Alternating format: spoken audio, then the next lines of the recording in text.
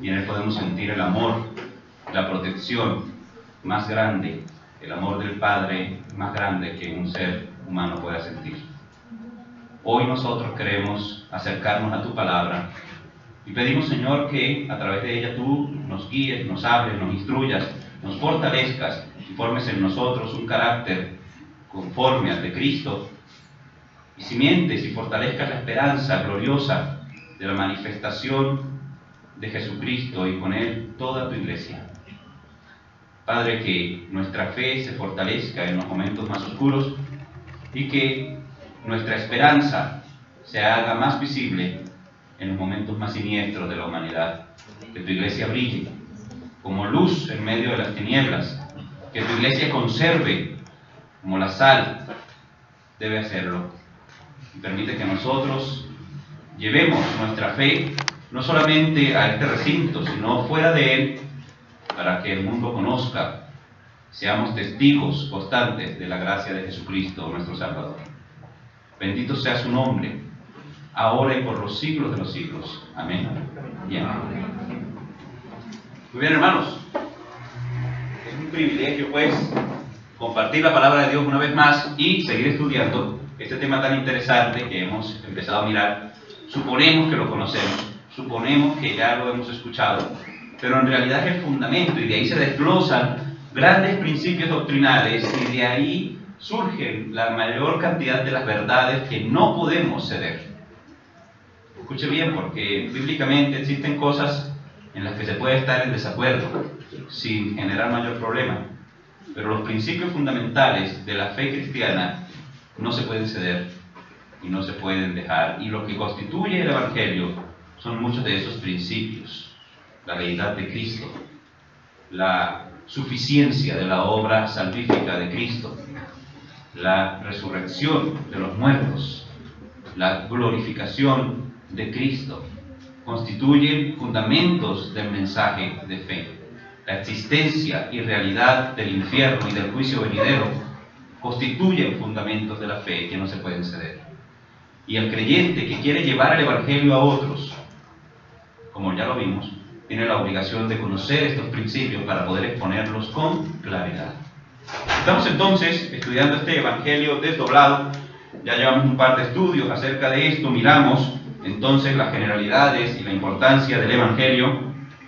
Después estuvimos estudiando acerca del principal problema del que trata la Escritura, que es el problema del pecado y sus consecuencias sobre el ser humano y sobre el mundo habitado. Aunque ese tema se podría ampliar un poco más, pues lo manejamos de manera general para poder tener algunos principios claros acerca del pecado y el efecto del pecado sobre el ser humano.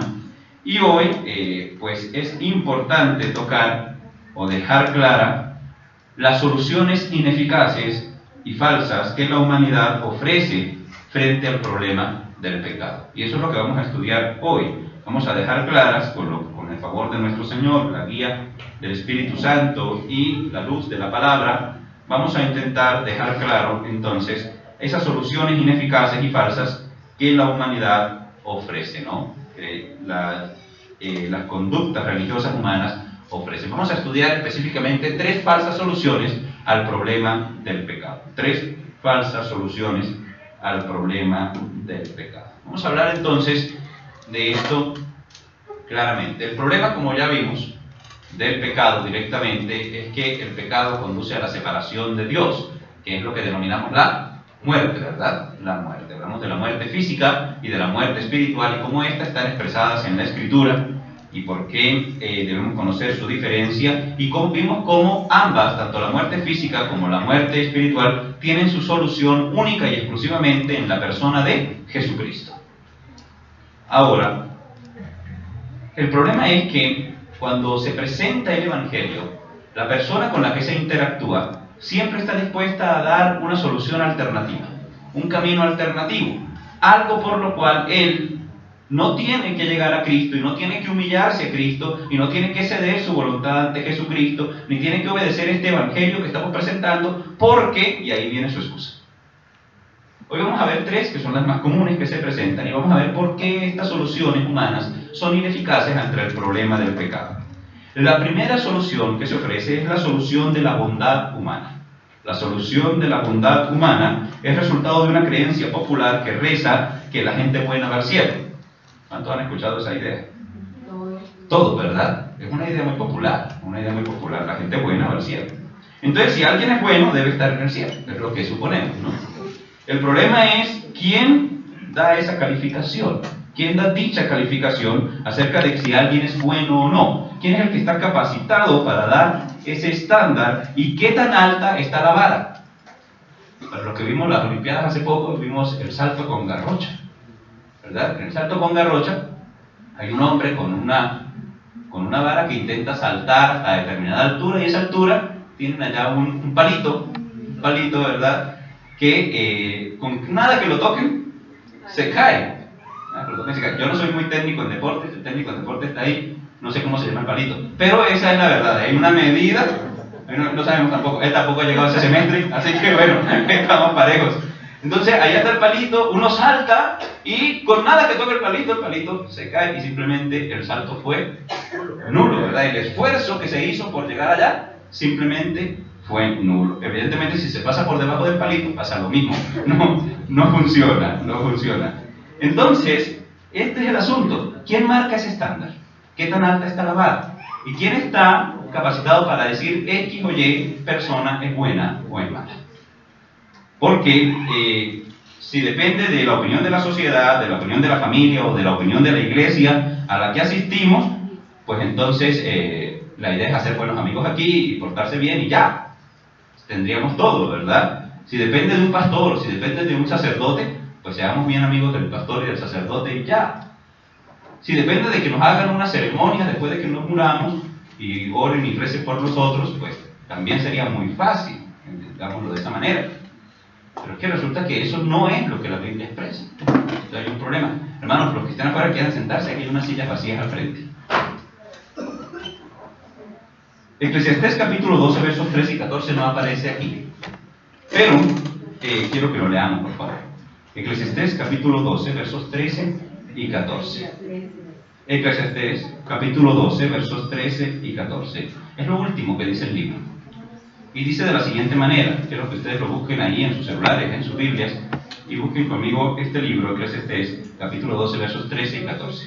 Noten que la escritura dice de la siguiente manera, versión Reina Valera 60. El fin de todo discurso oído es este: teme a Dios y guarda sus mandamientos, porque esto es el todo del hombre. Porque Dios traerá toda obra a juicio, juntamente con toda cosa encubierta, sea buena o sea mala. Entonces este versículo nos responde la pregunta que acabamos de hacer. ¿Quién es el juez? Dios es el juez. Lo tenemos sustentado en el versículo, ¿verdad? En el último, en el 14. Dios traerá toda obra a juicio juntamente con eso que usted tiene escondido, con toda cosa encubierta, sea esta cosa encubierta buena o sea esta cosa encubierta mala, será expuesta allá.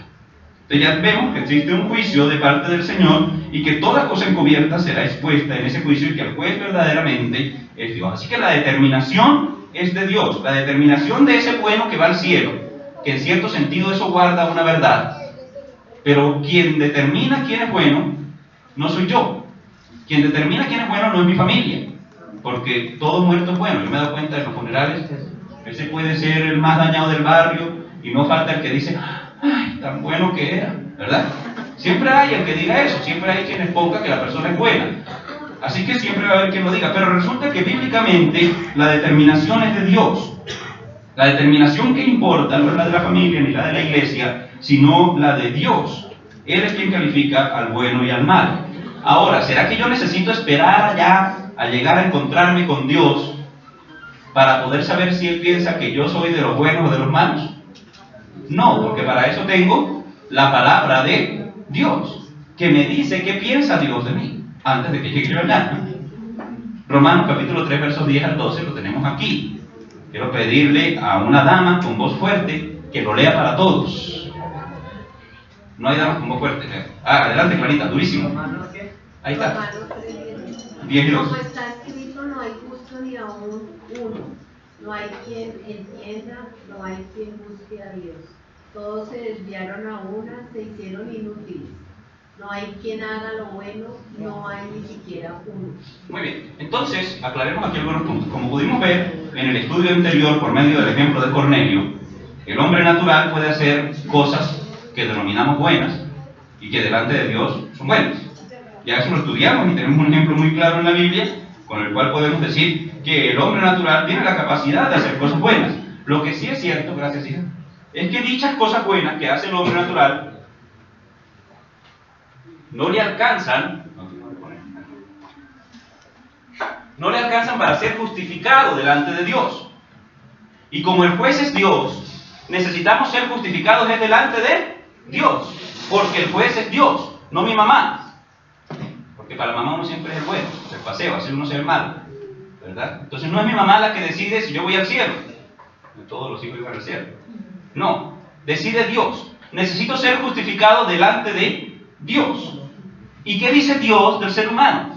Como está escrito, no hay justo ni aún uno, no hay quien entienda, no hay quien busque a Dios, todos se desviaron. Al mismo tiempo, a la vez, todos juntos se hicieron inútiles, y no hay quien haga lo bueno, no hay ni siquiera uno. Entonces no alcanza para ser justificado. Ahí cerca está el verso del 3:20 de Romanos. Mírenlo ahí conmigo. Y noten que dice, ya que por las obras de la ley, ningún ser humano será justificado delante de él, porque por medio de la ley es el conocimiento del pecado. O sea que esas intenciones de buenas obras, incluso aquellas que se hacen en miras de cumplir los mandamientos de la Torá, de los primeros 5 libros de la Biblia, no tienen otro propósito sino hacerme reconocer a mí que soy pecador. Pero el acto religioso, el acto bueno, digámoslo así, que no es un acto malo, es un acto bueno. El acto bueno que se hace no tiene un efecto de justificación sobre el ser humano. ¿Por qué? Porque delante de un juez santo, santo, santo, que no dará por inocente al culpable, no sirve el dicho de que el que peca ingresa en paz. Simplemente, si se es culpable, se es culpable, porque él es un juez justo. Así que él mira a la humanidad y puede decir, miren, no hay justo ni aún uno. No hay justo ni aún uno. ¿Que hay unos más malos? Sí, seguramente sí. ¿Que hay uno que es más malo de todos, más malo que el Galón 8, dicen en la tierra mía? Sí. Pero yo también soy pecador. Y también soy injusto delante de Dios. Y no me alcanza mi obra, no me alcanza mi bondad social, no me alcanza para ser justificado delante de Dios. La justicia necesaria para ganar la salvación es inalcanzable por medio de las obras humanas. Es esa garrocha, no me alcanza la garrocha de las obras humanas. Garrocha se llama el palo con el que se salta, ¿verdad? Bueno, no me alcanza para llegar allá, no me alcanza para ese estándar de santidad de Dios. Sin importar cuánto esfuerzo haga aquí, mi vara humana es muy corta para el estándar de justicia de Dios. Se queda siempre corta para alcanzar la gloria eterna. Y con este testimonio que nos dan las Escrituras aquí, acerca de la ineficiencia de la bondad humana y de la incapacidad humana de justicia, entonces nosotros tenemos que entender que la excusa de que yo soy bueno no sirve. La excusa de que era bueno no sirve. Otro texto que no está aquí, pero que quiero que lo busquen, es Isaías 64:6. Isaías 64:6. Voy a pedirle a un varón que me haga el favor de leer esa cita fuertemente. Isaías 64:6. Si bien todos nosotros somos como suciedad, y todas nuestras justicias como trapo de inmundicia, y caímos todos nosotros como la hoja, y nuestras maldades nos llevaron como viento. Bien, entonces miren este versículo. Porque aquí nos dice este versículo que todas nuestras justicias son como trapos de inmundicia. Con eso va vestido el hombre que piensa presentarse delante de Dios para que lo dejen pasar. Y ustedes se dan cuenta en Apocalipsis, en la visión de Apocalipsis, todos esos justos vestidos ¿con qué? A Fabián que le gusta el Apocalipsis, ¿con qué están vestidos los justos en el cielo? Con lino fino. ¿Y con vestiduras de qué color? Blancas. Y cuando uno intenta presentar, lavadas, dice la misma cita en Apocalipsis, lavadas en la sangre del Cordero, así lo dice, lavadas en la sangre del Cordero, que es Cristo, precisamente. Entonces miren, usted se puede presentar con vestiduras blancas, lavadas con la sangre del Cordero delante de Dios, con la santidad imputada de Cristo en usted, o usted se puede presentar, según esto, con trapos de inmundicia. Decirle, Señor, mira qué bonito vengo vestido hoy, ¿puedo entrar? Ahí tenemos entonces las obras humanas y la bondad humana, cómo se queda corta. Todas nuestras justicias son como trapos de inmundicia. Entonces la justicia humana no alcanza para salvar al hombre. Y por eso es necesario que se revele otro tipo de justicia. La justicia humana no sirvió. Revelemos otro tipo de justicia, a ver si otro tipo de justicia sí sirve. Entonces, aunque no está aquí, usted puede ir rápidamente a Romanos 3:21. Incluso algunos deben estar en Romanos, los que no buscaron la última cita todavía deben estar en Romanos 3. Romanos capítulo 3, versos 21. Nos dice que aparte de las normas de la ley y que aparte de la justicia humana que verdaderamente no sirvió, tuvo que revelarse otra cosa, que es la justicia de Dios. ¿Cómo se reveló? Según el versículo. Por la ley y por los profetas. Pero luego dice, la justicia de Dios por medio de la fe en Jesucristo para todos. Entonces miren que es la fe en Jesucristo. La fe en Jesucristo. Y es la justicia de Dios, no la justicia humana. Por lo tanto, la excusa de la persona que está escuchando el Evangelio, pero es que yo no soy malo. O, pero es que él no es malo, es bueno. La bondad humana es insuficiente. Adelante, aquí hay una silla vacía si quieren pasar. Entonces ahí tenemos ese principio. La bondad humana es insuficiente para justificar al hombre delante de Dios. Pero hay otro sistema de excusas. Una excusa tan grande que se conforma todo un esquema, todo un sistema para construirla. Y es la solución ofrecida por la religión. Está la solución de la bondad humana. La solución de la bondad humana no depende de una religión. Usted puede encontrar ateos muy morales, ¿verdad? Personas de muy buen proceder, que podrían decir, yo soy bueno. Ya con la Biblia, con el testimonio que la Biblia decimos, bueno, ese yo soy bueno del ser humano no alcanza, no sirve. Ya vimos que el estándar de Dios está demasiado alto, y solo la justicia de Cristo, la justicia de Dios revelada por la fe en Jesucristo, puede alcanzar ese nivel de perfección que Dios exige. Por eso es que el hombre depende de su fe en Cristo para ser salvo, porque la obra humana no sirve. Pero, bueno, como queremos excusarnos de seguir a Cristo, como no queremos seguir a Cristo, formemos un esquema religioso. Un esquema religioso, y es lo segundo, ¿no?, que se ofrece. La solución dada por la religión. Pásame ahí, Kevin, gracias. La solución de las religiones. La solución de las religiones se queda corta. Tampoco sirve. Es inútil, es insuficiente. Miremos por qué. Primero porque existen muchísimas religiones. Según el autor Kenneth Scholler, existen 4.200 religiones vivas e innumerables religiones muertas. Cuando hablo de religiones vivas es religiones que todavía se practican, y religiones muertas, religiones que se han dejado de practicar. Entonces miren, hay 4.200 religiones vivas, innumerables religiones muertas en el mundo. Y eso quiere decir que esto es un mundo de mucha confusión. Porque es que donde usted tiene 4.200 opciones para escoger, pues es difícil. A veces la mujer me pregunta, ¿comes queso o huevo? Y me quedo media hora echando cabeza si quiero queso o huevo. Ahora que usted le pongan a elegir entre 4.200 religiones para saber cuál tiene la razón, no es cualquier trabajo. O sea, no es anormal que la gente esté confundida. Porque no es nada fácil elegir entre tal variedad que nos están colocando al frente. Un mundo de profunda confusión. Y la confusión viene de que los postulados, las prácticas, las interpretaciones y los dioses de cada una de estas religiones son diferentes. Entonces, no es posible creer que todos tienen la verdad. Eso no se puede, aunque es lo que el humano está intentando, es el producto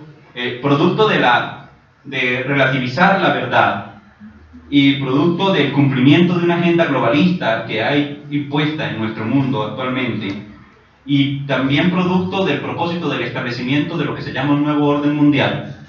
Se está haciendo esfuerzos mancomunados, grandes esfuerzos por amalgamar todas las creencias, estas 4.200 religiones, meterlas en una licuadora, batir eso bien y sacar de allí una sola masa donde todo sea verdad.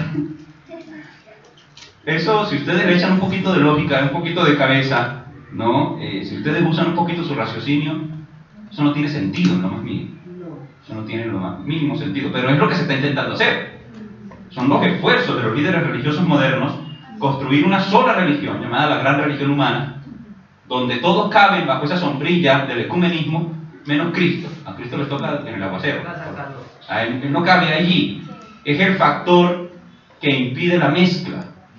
¿Saben qué hay cosas que no se mezclan, no? Que no hay manera de poderlas mezclar porque tienden con todas sus fuerzas a repelerse, a separarse. Cristo, Jesucristo y el Evangelio es el factor que hace que esa mezcla de religiones no sea posible. El cristianismo es el mayor estorbo, el cristianismo bíblico es el mayor estorbo que existe para el propósito ecuménico mundial. Entonces, qué privilegio ser ese estorbo, verdaderamente. Amén. Isaías 43, versos 10 al 13. Isaías 43, 10 al 13 lo van a leer las damas. Búsquenlo allí en las Biblias.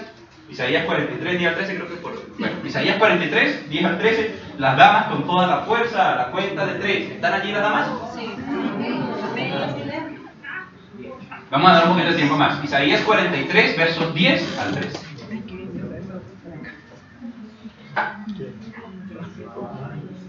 A la cuenta de 3. 1, 2, 3. Vosotros sois mis testigos, dice Jehová, y mi siervo que yo escogí, para que me conozcáis y creáis y entendáis que yo mismo soy. Antes de mí no fue formado Dios, ni lo será después de mí. Yo, Jehová, fuera de mí no hay quien salve. Yo anuncié y salvé e hice oír, y no hubo entre vosotros Dios ajeno. Vosotros pues sois mis testigos, dice Jehová, que yo soy Dios. Aún antes que hubiera ella, yo era y no hay quien diga libre. Lo que haga yo, ¿quién lo estorbará? ¿Qué calificaciones damos a las damas? Aquí, caballeros, Un 7. ¿qué? ¿Sobre 10 como qué? Como un 6. Como un 4, oiga. Como un 4. Bueno, estuvo así como más o menos la lectura. Mujeres, no se dejen echar tierrita, para la próxima se esperan mutuamente, ¿listo? Ok, entonces miren qué interesante texto. Hablamos aquí de la seriedad, un texto muy interesante. Dice, vosotros sois mis testigos, dice Jehová, y mi siervo que yo escogí, y ahí hay 3 verbos, 3 cosas, para las cuales fuimos escogidos por Dios, pero en este caso le está hablando de Israel, pero evidentemente el principio se extiende para la iglesia. Primero, para que me conozcáis, para que creáis, y tercero, para que entendáis. Ahí tenemos 3 cosas que son necesarias. Según el pasaje, el hombre debe conocer, creer y entender que solo Jehová es Dios. Por eso, esta multitud, 4.200 religiones, no tienen sentido. Porque existe un solo Dios verdadero. Un solo Dios verdadero. Conforme a lo que está revelado en las Escrituras, los demás dioses son imaginación de hombres. Por eso reflejan el carácter del hombre. A cualquiera que le guste un poquito la mitología, sabe que los dioses paganos, más populares, digamos, Zeus, todos aquellos dioses, son un desenfreno del pecado humano reflejado en la imagen de un Dios. Desenfreno sexual, desenfreno social, desenfreno emocional. ¿Por qué? Porque es simplemente la imaginación de qué sería yo si no hubieran los frenos que existen en esta sociedad y nadie pudiera detenerlo. Ese es el producto, y así surge la idea de lo que es un Dios. En cambio, el Dios revelado en las Escrituras, su estándar de santidad, de pureza, es algo que no surge de la imaginación humana, que no cabe en la mente humana depravada, un ser como el Dios que es revelado en las Escrituras. Es diferente a todos los dioses de esas 4.200 religiones de las que hablamos. Es diferente. Ahora miremos esto. Dice ahí entonces que el hombre debe conocer, creer y al final, si le es posible, entender que solo Jehová es Dios. No solamente eso, sino que el texto nos dice que debemos conocer, creer y entender que no existe otro Dios aparte de Jehová. No solo que Él es Dios, sino que no existe otro aparte de Él. Tercero, que tiene que conocer, creer y entender que solo Jehová puede salvar al ser humano. Miren, yo Jehová, y fuera de mí no hay quien salve. Solo Él puede salvar al ser humano. Y también tiene que creer, entender y conocer que la voluntad de Dios es indetenible. Que lo que Él quiere hacer, se hace en su universo creado. Su voluntad es infrenable. Su soberanía es absoluta. No hay quien de mi mano libre, dice allí. Lo que yo hago, ¿quién lo estorbará? Pregunta el Señor. En 1 Timoteo 2.5 extiende esta idea al Nuevo Testamento. De pronto que dirá, está leyendo ya un texto de Isaías, eso ya es viejísimo. No, pero si usted mira, en el Nuevo Testamento también existe la misma afirmación. En 1 Timoteo 2.5 dice, hay un solo Dios y un solo mediador entre Dios y los hombres, Jesucristo, hombre. Creer en otro Dios es inútil. Buscar otro camino hacia Dios diferente a Cristo también es inútil. Como dice Juan 14:6, yo soy el camino, la verdad, la vida. Nadie era el Padre, sino por mí. Así que existe un solo Dios y existe una sola manera de llegar a ese Dios y es por medio de Jesucristo. Así que la solución de las religiones se hace inútil. Ahora, para ampliar esto, decir, pero ¿qué estamos haciendo aquí? ¿Esto no es una religión? Vamos a ver. Los actos religiosos, hermanos, no son puros delante de Dios. Las religiones están llenas de rituales y de prácticas, y muchas de esas prácticas están diseñadas para acallar la conciencia del ser humano. Como Dios sembró la ley en los corazones de todos los seres humanos, la religión tiene el propósito de crear un placebo, de crear en los seres humanos la idea de que ya cumplieron y que pueden acallar la voz de la conciencia que les acusa de pecado. Ese es el propósito de las religiones creadas por los seres humanos. Hacerle creer a los seres humanos que han cumplido y han hecho lo necesario para alcanzar la gloria. Pero los actos religiosos, sin importar la naturaleza de ellos, no pueden ser realizados con el propósito de ser salva la persona, porque pasan, y vamos arriba y pasarían a ser obras humanas, insuficientes para alcanzar la salvación. Las conductas religiosas no pueden ser así. La conducta religiosa debe responder al disfrute de una relación que ya se estableció con Dios, no mediante el ritual de la religión, sino mediante el sacrificio de Cristo, que me es totalmente ajeno a mí. Porque yo no fui el que estuve en esa cruz, ni yo lo convencí para que se montara allá. Eso fue un asunto única y exclusivamente de Dios. Y Él establece la relación, y Él reconcilia al hombre con Él mismo, y la gloria es única y exclusivamente de Él por la obra que hizo. Y en base a eso que Él hizo, se establece una relación entre el hombre y Dios, que no depende de la obra, que no depende de si fui o no fui, que no depende de si hice o no hice, de si me mojaron o no me mojaron, si me cayó una gotica cuando hicieron así, o si me echaron una señal de la cruz, o si el pastor me dijo unas palabras. No depende del acto religioso, de si participé en la cena o no participé, de si hice o no hice, o si fui al estudio o no fui, de sintonicé o no sintonicé el culto, de si escuché o no escuché al predicador. No depende del acto religioso. El acto religioso se desprende de que ya hay una relación que es suficiente, una relación que está completa, una obra que está terminada, a la que no se le puede añadir. Ni siquiera mi acto religioso adorna eso. Ya es perfecto lo que Cristo hizo. El acto religioso es una respuesta natural de aquel que tiene una nueva naturaleza porque cree en Jesucristo.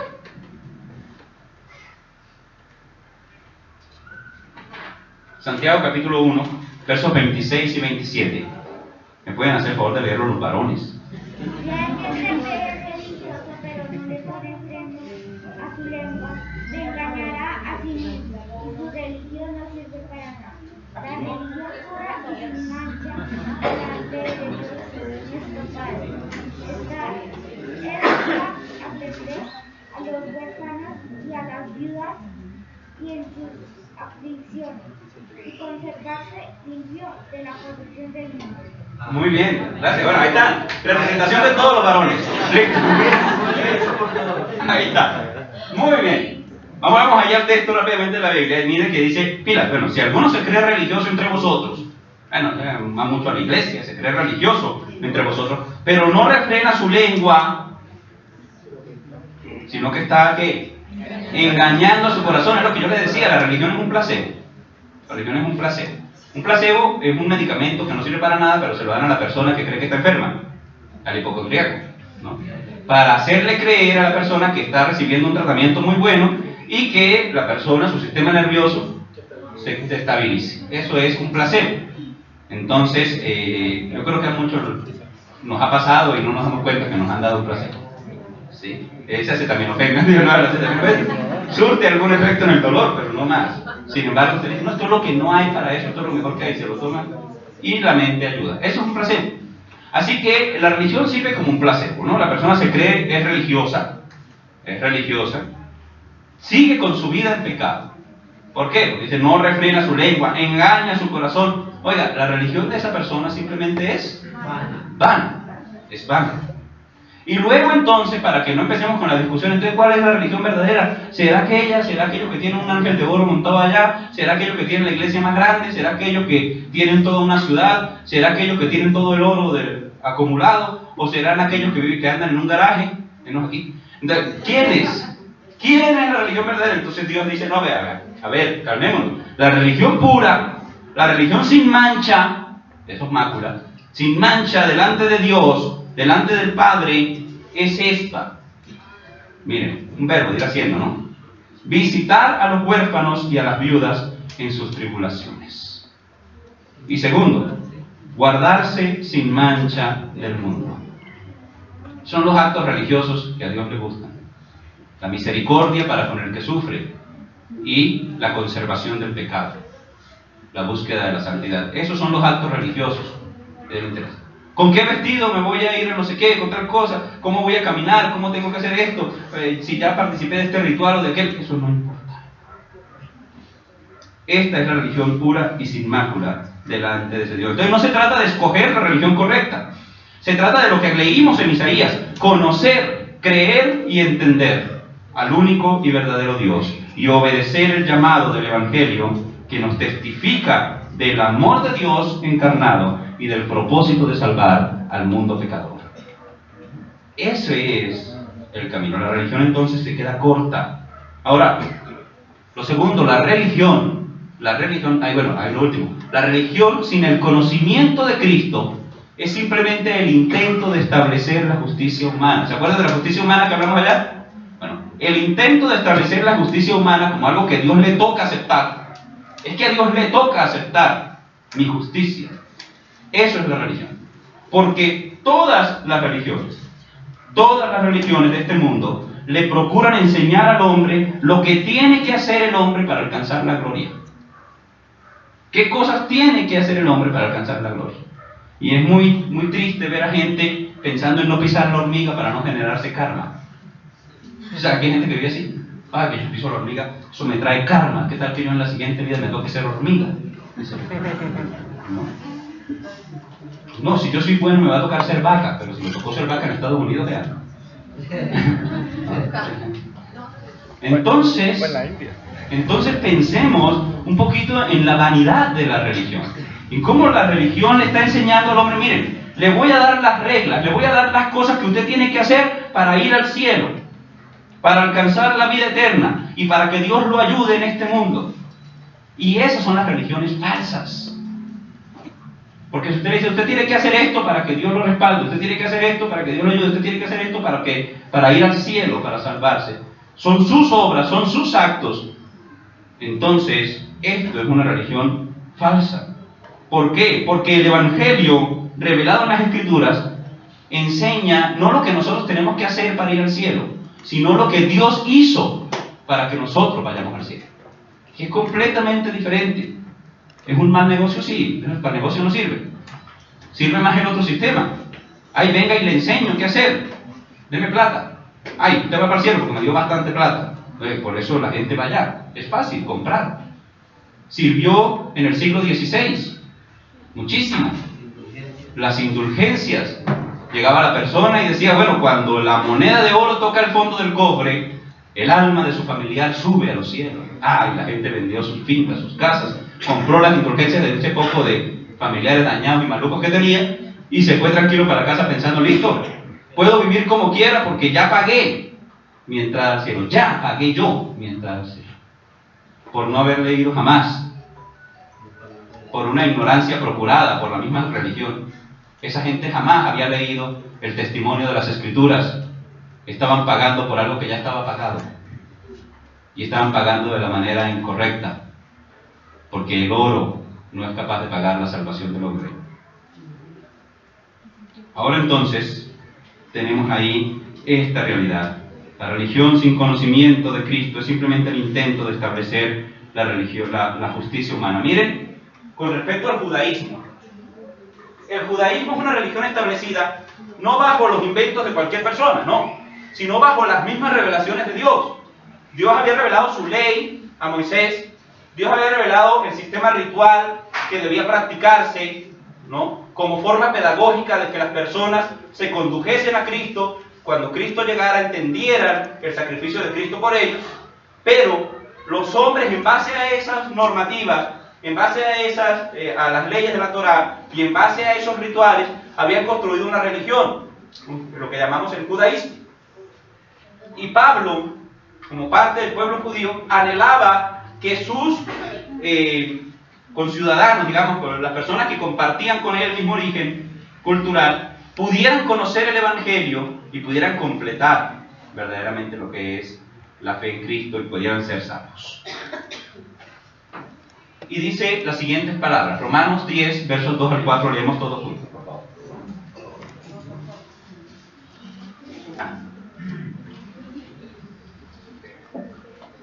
Leemos juntos a la cuenta de 3. 1, 2, 3. Porque yo les doy testimonio de que tienen celo de Dios, pero no conforme a ciencia, porque ignorando la justicia de Dios y procurando establecer la suya propia, no se han sujetado a la justicia de Dios, porque el fin de la ley es Cristo, para justicia a todo aquel que cree. Entonces miren que el texto tiene dos justicias al menos, ¿verdad? La primera es la justicia de Dios y la segunda es la justicia propia, ¿verdad? ¿La pueden encontrar ahí las dos? Listo. Dice, yo doy testimonio de que estas personas religiosas tienen celo de Dios, mucho celo de Dios, pero no tienen el conocimiento que es necesario, no tienen la ciencia, no tienen la verdad allí. ¿Por qué? Porque ignorando la justicia de Dios, que ya vimos en Romanos, antes que fue revelada a través de la fe en Jesucristo, ¿verdad? Entonces, ignorando esa justicia de Dios revelada en Jesucristo y procurando obligar a Dios a aceptar su propia justicia, no han querido sujetarse a la justicia de Dios. Dicen, miren, el fin, o sea, el propósito final de la ley es llevar a la gente a Cristo. A Cristo. Para justicia, o sea, para que por fin se alcance una justicia. Pero justicia no de todos, sino de todo aquel que cree. Y ahí tenemos entonces la realidad. Tenemos dos soluciones que hemos visto que son incapaces incapaces de llevar al hombre a la salvación, pero que son propuestas por la gente y por las cuales ellos se aferran para no aceptar el Evangelio. En mi familia hemos sido católicos, me han dicho a mí como 1000 veces, toda la vida, y no nos interesa saber nada de su religión. Y yo no vengo a ofrecerle una religión, yo vengo a ofrecerle la verdad de las Escrituras. Usted no tiene que ir a la iglesia para ser salvo, pero si no cree en Jesucristo, está irremediablemente condenado, sin importar cuántas generaciones de católicos haya tenido usted en su familia. Así de sencillo, la verdad. Porque el que cree en Cristo no es condenado, pero el que rehúsa creer en el Hijo ya ha sido condenado. No tiene que esperar a encontrarse allá a ver qué dice el juez. Ya ha sido condenado porque no ha creído en el unigénito Hijo de Dios. Como nos hemos demorado, ahí vamos a dejar. Estudiaremos el tercer punto la próxima. No, todavía son las 11. ¿Ah? Son las 11 todavía. ¿Sí? ¿Nos quedamos para el otro? Claro, falta un punto. Nada más quieren ellos 3. Me di cuenta que nada más lo demás están locos por irse a hacer el almuerzo. No. Ok. Va 40 minutos. ¿Qué te queda? ¿Acabamos? Bueno, acabemos. Acabamos hoy. Listo. Entonces, la tercera solución que el ser humano se plantea es la solución de la negación. Y la solución de la negación parece un problema psicológico. Si han escuchado eso, entró en negación. Entró en negación quiere decir, parece que no se diera cuenta cuál es, qué está pasando y cuál es la verdad de su vida, de su mundo.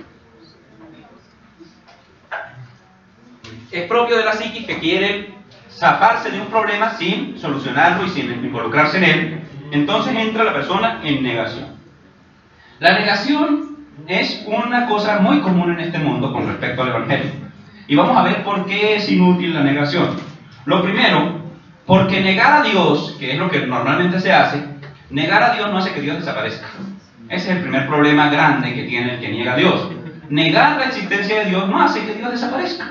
No va a hacer que Dios desaparezca del universo. Ay, no creen en mí, me estoy debilitando. La gente piensa que Dios es así, ay, fulanito no cree en mí, me siento débil, ay, desaparecí. No funciona así. Esto no es el cuento de Alicia en el País de las Maravillas, ¿no? Le echan agua a la bruja y se derrite. Y la gente piensa que es así, que basta con decir, no creo en Dios, y Dios desapareció. No funciona así. Es el primer gran problema que tiene la humanidad, que cree que negar a Dios lo hace desaparecer.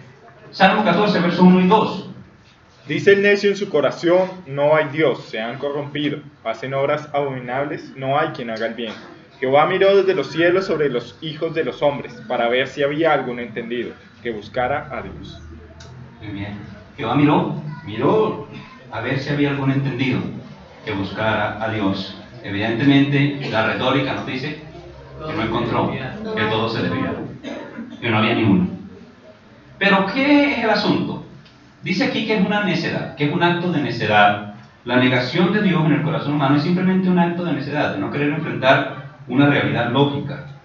La humanidad tiene una conducta verdaderamente infantil en esto, es muy infantil, porque solamente a Violeta, y ya no, antes, más chiquita, Violeta tiene 2 años y es mi hija, para los que no saben, yo la sentaba allí y ella se tapaba los ojos y yo decía, ay, ¿dónde está Violeta?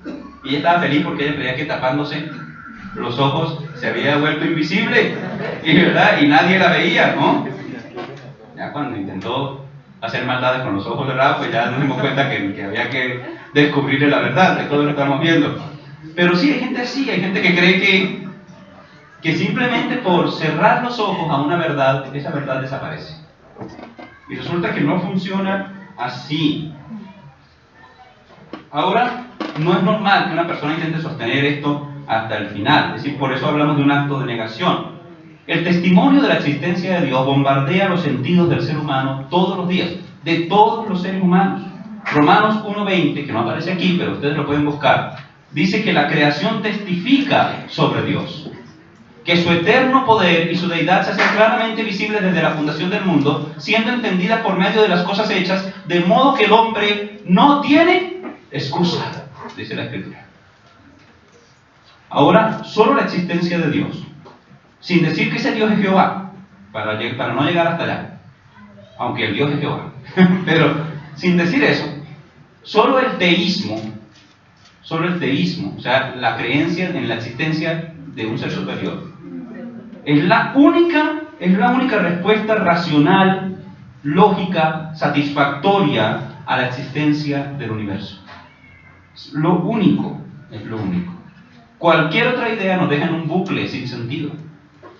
A ver, y me explico, porque ya empecé a hablar enredado. Según las leyes de la termodinámica, no existe una causa sin efecto. Todo lo que existe tiene una causa. Dentro del universo, todo tiene una causa. La explicación a la existencia del universo tiene que buscarse no dentro del sistema mismo del universo, sino por fuera de él. Eso es ciencia, no estamos hablando de versículos, estamos hablando de ciencias.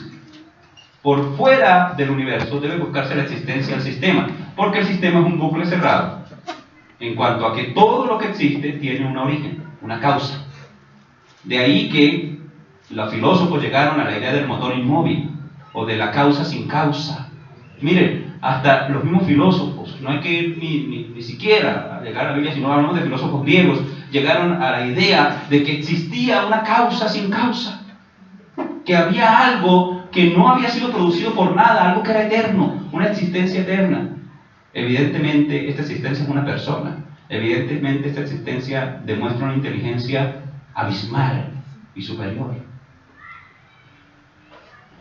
No, que todo viene del Big Bang. Hermanos míos, el Big Bang lo inventó un monje católico para poder explicar la existencia de Dios en el universo. O sea, se basa en la creencia en la existencia de Dios, el Big Bang. O sea, ¿quién puso toda esa energía ahí para que explotara? Dios. Eso es lo que intenta explicar el Big Bang. Yo no creo mucho en eso, en el Big Bang, pero sé que el origen es ese. O sea, no hay que ir muy lejos para entender que el ateísmo es simplemente producto de necedad. Es una negación, es tener que decir, es que si acepto esto, ¿dónde quedo parado yo? Es que si acepto que hay un Dios, ¿dónde quedo yo parado? Pues terriblemente mal parado, diríamos, ante un ser santo, justo, poderoso.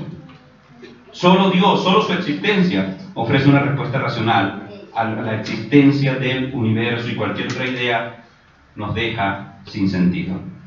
El enemigo de Dios cierra los ojos a toda evidencia y con una actitud necia dice, no, es que no hay Dios, y los abre solamente para emitir juicios contra Dios, el Dios que no existe. Pero él abre los ojos y emite juicios contra ese Dios que no existe, ¿no? Dice, no, es que es injusto Dios, porque ¿por qué va a permitir tal cosa? ¿No que no creías en Dios? Una contradicción. Exactamente, en la misma, es que la necedad no se puede sostener, porque la misma conciencia y el corazón lo acusa a uno de que simplemente lo que quiere es ser necio. Es necio. La misma persona sabe en el fondo de su corazón que está en un error, pero no quiere aceptar que está en ese error. Por ahora, seguir mintiéndose a sí mismo y seguir mintiendo a los demás es con la excusa de no existir Dios, es lo que hace esta persona. Ahora, recuerden un personaje bíblico, recuerden a Tomás. ¿Se acuerdan de Tomás? Sí. Y Tomás, viene y dijeron, el maestro ha resucitado. Ya Juan fue allá, lo vio Pedro, lo vio, lo han visto casi todos. Aquí vos que andabas por allá haciendo otra cosa, no lo viste, pero todos lo hemos visto. Entonces Tomás dice, no, a mí no me vengan con eso, no. Yo hasta que no lo vea, y hasta que no coja el dedo mío y se lo meta en la llaga, en la herida del costado y en los huecos de las manos, ese día creo que resucitó. ¿Y qué le pasó a Tomás? Dice que el Señor se apareció y le dijo, Tomás, venga, meta las manos en la llaga y en el dedo. Qué pena la de Tomás. Pero Tomás nunca llegó a meter el dedo en la llaga. Tomás cayó de rodillas y dijo una declaración fantástica que está en la Escritura: Señor mío y Dios mío. No solamente estaba reconociendo que ese resucitado era el dueño, porque la palabra Señor significa dueño, sino que estaba diciendo, este resucitado es Dios, este con el que caminé por las calles polvorientas, con el que me senté a comer, este que me mandaba a hacer mandados, este que me enseñaba, este era y es y será por siempre mi Dios. Esa es la revelación y la respuesta lo que dijo Jesús, mira, Tomás, es que porque viste, creíste. Y miren qué bonita esta frase para nosotros. Bienaventurados los que no vieron y creyeron. Amén, bienaventurados somos. Y entonces, ahí vemos, toda rodilla, según Filipenses 2:10, no solo Tomás, toda rodilla se doblará ante la visión del Jesucristo glorificado. Toda rodilla se doblará y toda rodilla se lamentará ante su actitud contra Dios. Harán lamentación por él, dicen las Escrituras en Apocalipsis 1:7. Un varón rápido que busque Apocalipsis 1:7, porque el niño está que lee. Ella, hágale, hijo, hágale, vamos a ver si le gana a los demás. Apocalipsis 1:7, el que lo encuentre lo lee fuerte. He aquí que viene con las nubes y todo ojo le verá, y los que le traspasaron y todos los linajes de la tierra harán lamentación por él. Oiga, Amén. miren, todo ojo le verá. Como Tomás, que no creía, igual. Todo ojo le verá. Todo ojo le verá. Y los que le traspasaron, ¿verdad? Enemigos ahí. Y no solo eso, no, todos los linajes de la tierra harán lamentación por él. Porque usted sabe lo que es que quede en evidencia mi equivocación. Simplemente por ser terco, negar a Dios, por no enfrentarme al hecho de que tengo que humillarme delante de Cristo, negar a Dios. Así que ahí tenemos lo primero. La solución de la negación no sirve, porque negar a Dios no lo hace desaparecer. Y todo ojo lo va a ver. Ahora, lo segundo, no pensar en la muerte, que es lo segundo que la gente intenta hacer, simplemente no pensar en ese final de su vida. No pensar en la muerte no hace que la muerte se aleje. Entonces, no funciona así. Yo me acuerdo que había unas películas muy taquilleras en mi juventud, y creo que hicieron muchas secuelas, del avión que se estrellaba, pero alguien vio todo y no se montaron al avión. Eso, muy bien, gracias, el hombre cinéfilo. Entonces, Destino Fatal.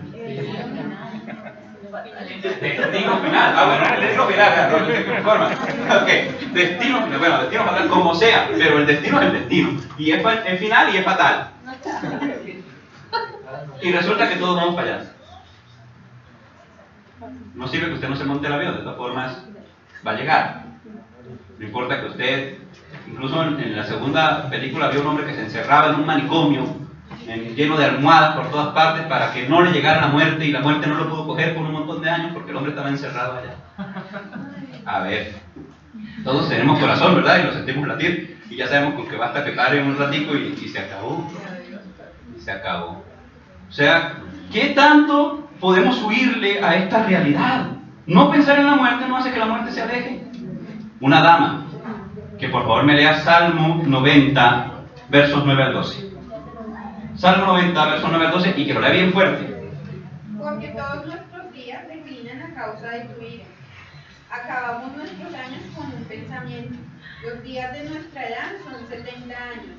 Y si en los que más robustos son 80 años. Con todo, su fortaleza es molestia y trabajo, porque pronto pasan y volamos.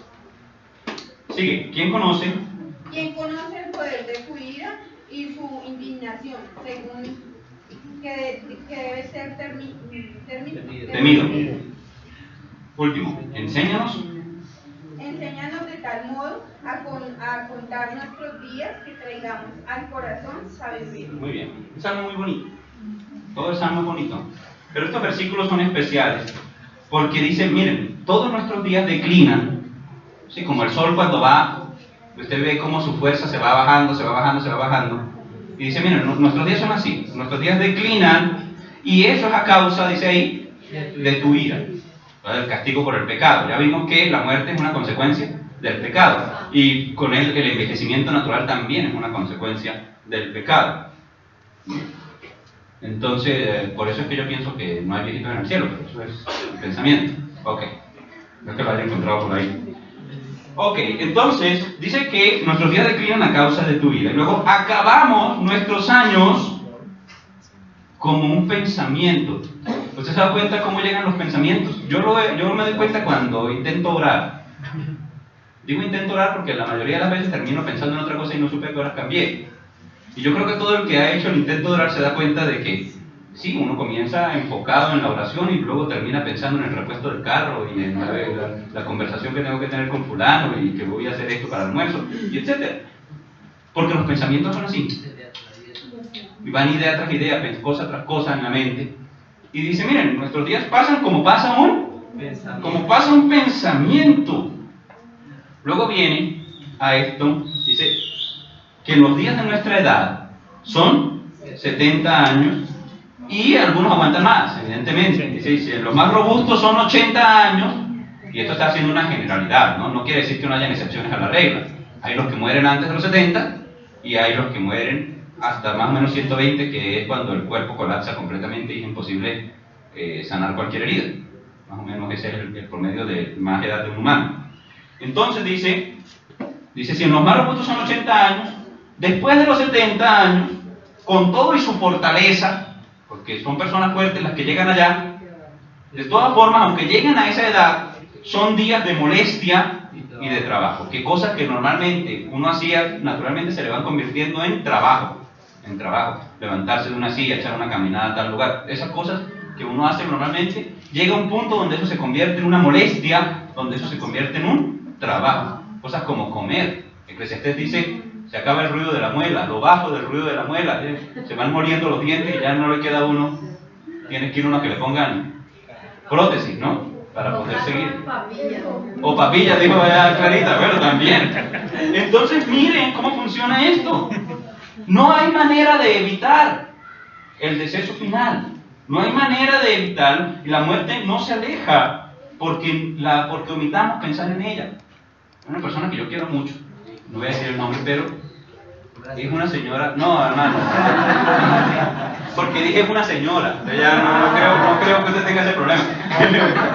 Entonces, miren, en esta situación es que es una señora de mucha edad ya, y ella sigue viviendo como si fuera a vivir eternamente, y consiga casa, consiga finca, consiga esto, consiga aquello, propiedades aquí, propiedades allá. Y yo cada vez que la veo y hablo con ella, que es una persona muy querida, yo a veces me viene ese pensamiento, ¿cuándo esta mujer entenderá que si no se pone cuentas con Cristo ahora, que ya le está llegando este versículo, que lo tiene respirando en la nuca, y hace lo posible en la conversación por evitar llegar al punto donde ella tenga que reconocer que necesita a Cristo porque la muerte se acerca? No llega a esa lógica, no llega, intenta en lo posible, está en negación también. Y es la segunda actitud equivocada del ser humano, evitar pensar en el final de su vida, ocupando su tiempo en este mundo en acumular lo que no va a poder llevarse. Como dice Lucas 12:20, esta noche vienen a pedirte tu alma y lo que has acumulado, ¿de quién será? Los días en este mundo pronto pasan, dice ahí, y volamos, y se requiere sabiduría para interesarse genuinamente por la vida eterna, por encima de la vida terrenal, porque no pensar en la muerte no hace que la muerte se aleje. Y lo tercero, declararse limpio no purifica al ser humano. Y es la tercera negación. Declararse limpio no purifica al ser humano. Proverbios 29, un joven. Ahora vamos a ver quién se cree joven. ¿Quién podrá decir, yo he limpiado mi corazón? Limpio estoy de mi pecado, pesa falsa y medida falsa. Ambas cosas son abominables. Ahí está. A Jehová. Muy bien. Gracias, joven. Dice aquí, miren cómo comienza. ¿Quién podrá decir, yo he limpiado mi corazón? Limpio estoy de mi pecado. Otra actitud que el hombre asume para evitar el tema de su necesidad de la obra de Dios en él es justificarse verbalmente y declarando, bueno, sí, yo nunca he hecho eso, yo no soy bueno. Bueno, es el mismo que estudiamos al principio. No le he hecho daño a nadie. Esa es una frase muy común. Y yo no le he hecho nunca daño a nadie, nunca le he quitado nada a nadie. Y esa actitud es una declaración, escuchen chicos, es una declaración opuesta a lo que la Escritura dice, una actitud opuesta a lo que Dios dice acerca de nosotros, y es una actitud satánica. Le voy a decir por qué es una actitud satánica. Porque la serpiente en el Edén, para todos recuerden esa historia, le dijo a Eva, no morirás. ¿Recuerdan? Esas fueron las palabras de la serpiente. Eva, no morirás, tranquila, no morirás. Yo sé que te han dicho eso, pero no morirás. Lo que pasa es que sabe Dios que el día que comieras este fruto serás como Él, sabiendo el bien y el mal, y como Él es tan egoísta, tan malo, no quiere que tú seas igual a Él. Le dice Satanás a Eva este engaño. ¿Y qué insinúa esto? Si Dios dice, oye Adán, el día que coman de este fruto, ciertamente morirás. Luego viene Satanás y dice, no Eva, no morirás. ¿Hay manera de que estas dos cosas convivan juntas? No. Simplemente y llanamente uno de los dos estaba mintiendo. Uno de los dos estaba mintiendo. Y ese fue el pecado directo de Satanás. Dijo que Dios era mentiroso, que Dios tenía una actitud injusta, egoísta, y es una actitud muy satánica. Ahora, cuando un hombre dice, miren, yo no soy malo, yo soy bueno, está haciendo exactamente lo que hizo la serpiente. Está diciendo, esa declaración que Dios dijo de que yo era pecador, es mentira. Yo no soy pecador. Cuando una persona dice eso, entonces se aplica en él lo que dice 1 de Juan, capítulo 1, versos 8 al 10. Leemos todos juntos. 1 de Juan 1, 8 al 10. Todos juntos, todos juntos. A la cuenta de 3. 1, 2, 3. Si decimos que no tenemos pecado, nos engañamos a nosotros mismos y la verdad no está en nosotros. Si confesamos nuestros pecados, Él es fiel y justo para perdonar nuestros pecados y limpiarnos de toda maldad. Si decimos que no hemos pecado, le hacemos a Él mentiroso y su palabra no está en nosotros. Según la declaración del hombre acerca de que es justo, esa negación acerca de su propio carácter perverso será derrumbada por el testimonio de los libros en los cuales Dios ha registrado el proceder de todos los hombres, el pensar de todos los hombres, el hablar de todos los hombres a lo largo de su vida, está registrado ahí. ¿Y por qué sé? Porque hay versículos que lo comprueban. Por ejemplo, toda palabra ociosa que digan los hombres darán cuenta en el día del juicio. Esos libros registran las palabras. Dios traerá a juicio toda obra, sea buena o sea mala. Estos libros registran las obras. Y evidentemente también el pensamiento del hombre está ahí registrado. Entonces, eso lo dice Apocalipsis 20:12, para los que quieran buscarlo acerca de los libros en los cuales está registrada la vida del hombre. Pero lo que sí es cierto, hermanos, y ya para concluir, entonces, es que las soluciones que ofrece el mundo se quedan cortas. El Evangelio es la única solución que se le puede ofrecer al hombre, al ser amado y al ser no amado, a todos, con el fin de que el hombre libre su alma de la condenación del pecado y del infierno. No importa qué excusa el hombre busque, sin Cristo el hombre está condenado. Y ninguna condenación hay para los que están en Cristo Jesús. De toda solución para el problema del pecado, diferente a la fe en la sangre de Jesucristo, el Hijo de Dios, que Él derramó en la cruz, es insuficiente y es ineficaz. Hermanos, seguimos estudiando este tema interesante del Evangelio desdoblado. En una próxima oportunidad vamos a orar. Terminamos. Soberano Señor, Padre Celestial, gracias por la paciencia de mis hermanos, por la voluntad de estudiar que tienen cada uno de ellos.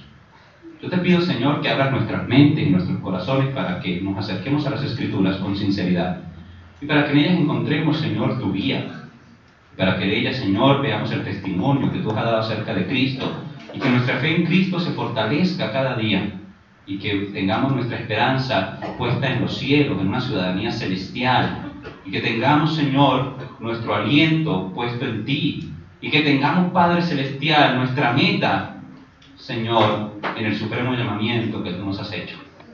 Padre, que no perdamos nuestras metas, nuestros objetivos, que no perdamos, Señor, el sentido de nuestra existencia y que entendamos, oh Dios, que tú y solo tú das sentido a todo lo que somos y a todo lo que hacemos. Bendito sea tu nombre y bendice esta tu iglesia lavada con tu sangre. Levanta sobre nosotros tu rostro y danos paz. En el nombre de Cristo Jesús. Amén.